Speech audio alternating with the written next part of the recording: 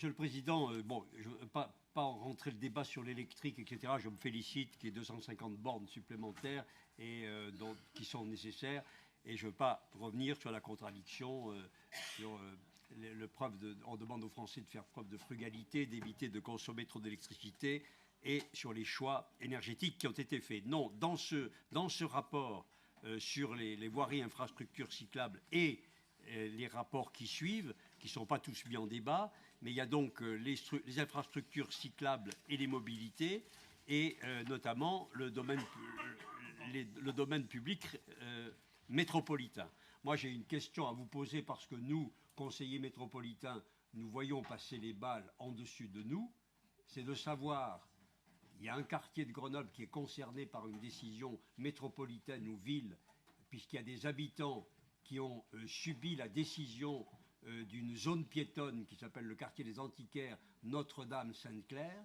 Ils ont subi cette décision qui a été prise unilatéralement, et cette décision implique la pose de bornes électriques pour assurer la sécurité de cette zone, à savoir notamment pour les parents et aussi pour les enfants qui fréquentent la rue Bayard. Et nous lisons dans la presse chez les uns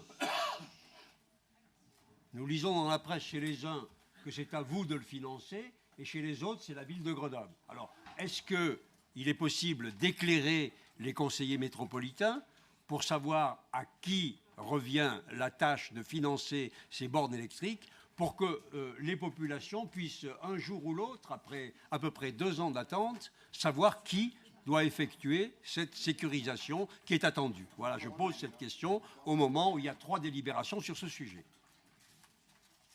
Merci. Y a-t-il des demandes de prise de parole? Non, je laisse la parole au vice-président, Sylvain Laval. Oui, alors la délibération portait sur les bornes de recharge pour véhicules électriques dans les parkings ou de stationnement en voirie. Donc j'ai cru comprendre que la question de M. Carignon n'est pas tout à fait la même, puisque vous faites allusion à des possibilités de bornes pour restreindre la circulation. Donc ce n'est pas le même sujet. Pour essayer d'éclairer l'opinion sur votre question, M. Carignon, vous demandez qui est en capacité de poser ou de faire ces bornes. Je vous réponds les deux.